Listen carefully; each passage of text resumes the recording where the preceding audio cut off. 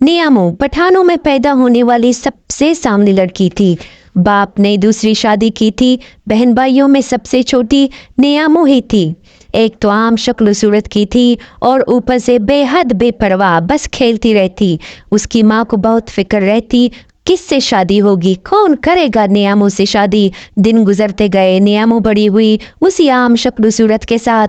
गरीब घराने से ताल्लुक था, बस घर के कामों और माल मवेशियों की देखभाल में लगी रहती। माँ समझाती साफ सुथरी रहा करो, अपने ऊपर तवज्जो दिया करो, लेकिन वो उन सब ख्यालात से बिल्कुल बेपरवाह थी। कहती माँ, जब अल्लाह ने ऐसे बनाया है तो मैं क्यों बदल दूँ, बस ऐसे ही ठीक हूँ, मुझे अपना आप कबूल है। बात तो नियामो की भी ठीक थी, क्योंकि अल्लाह ने जो शख्सियत हमारी बनाई होती है वो बस हम पे ही सूट करती है और हमारी अपनी होती है। हम किसी दूसरे की तरह कभी नहीं हो सकते और ना ही हमें होना चाहिए। हम अपने आप में अपने रब के बहुत प्यारे बंदे होते हैं।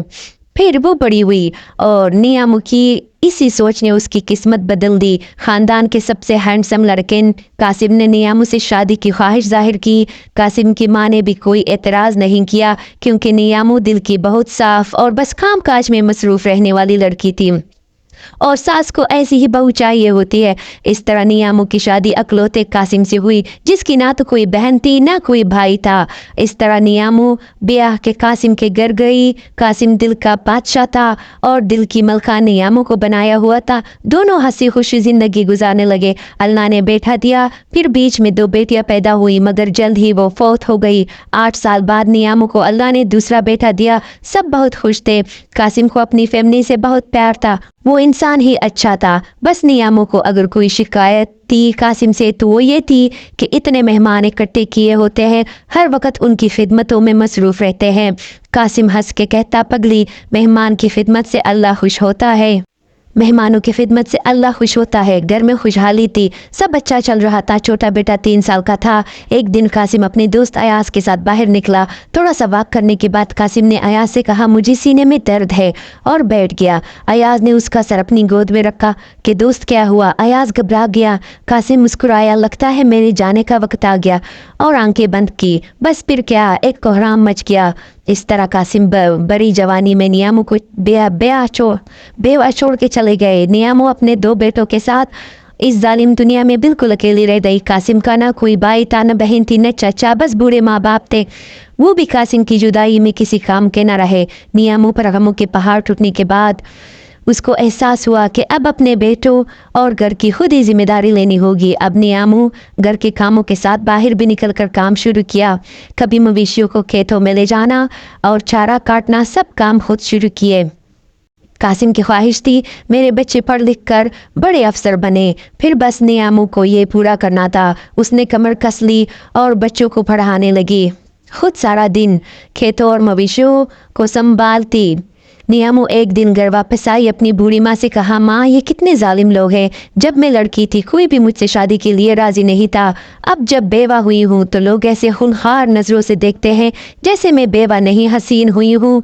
माँ बोली, हाय रे नियामो, तू पगली की पगली ही रहेगी। ये लोग इतने जालिम हैं, ख़ास कर मर्द, जब अपनी तस्कीन के लिए ये सारे हरबे इस्तेमाल करते हैं। हाँ माँ, नियामो बोलने लगी, जानती हूँ, इसलिए तो मुझे अपनी मवेशियों और उन लोगों में कोई फ़र्क नज़र नहीं आता। नियामो की माँ हैरान हुई। नियामो बड़ी गहरी बात कह कर रही थी। रिश्तेदारों ने बहुत समझाया नियामो को कि बच्चों को तालीम से उठा ले और अपने साथ काम पे लगा ले। औरत ज़ात है, कैसे ये सारे काम खुद करेगी।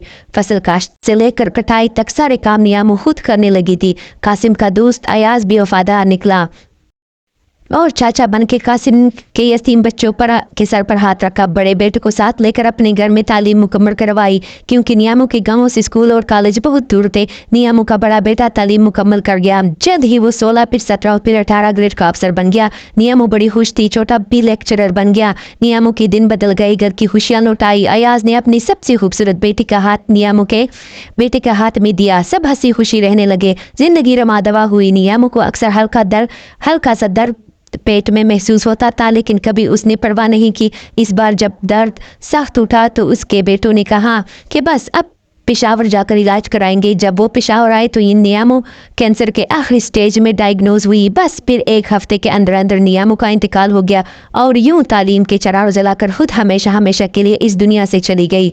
आज वो नहीं है, लेकिन उनकी अक्लमंदी और गहरी सोच ने आज एक ऐसी नस्ल छोड़ी है कि पूरे इलाके में उसके ख़ानदान का नाम है। नियामों का बेटा 21 ग्रेड में रिटायर हुआ, अपने इलाके और लोगों के लिए बहुत सारे काम किए। कब्रों से गुजरते हुए मैं अपनी दादी नियामों के लिए दुआ तो करती हूँ, मगर साथ में मेरे दिल से शाबाश भी निकलता है कि वो कैसी अलग सोच की मालिक थी। ऐसी औरतें शायद सदियों में एक ही बार पैदा होती है। वो खुद तो अनपढ़ थी, लेकिन अपनी आने वाली नस्ल तालीम और तरबियत से रोशन कर गई। मेहनत अपना रंग हर हाल में दिखाता है।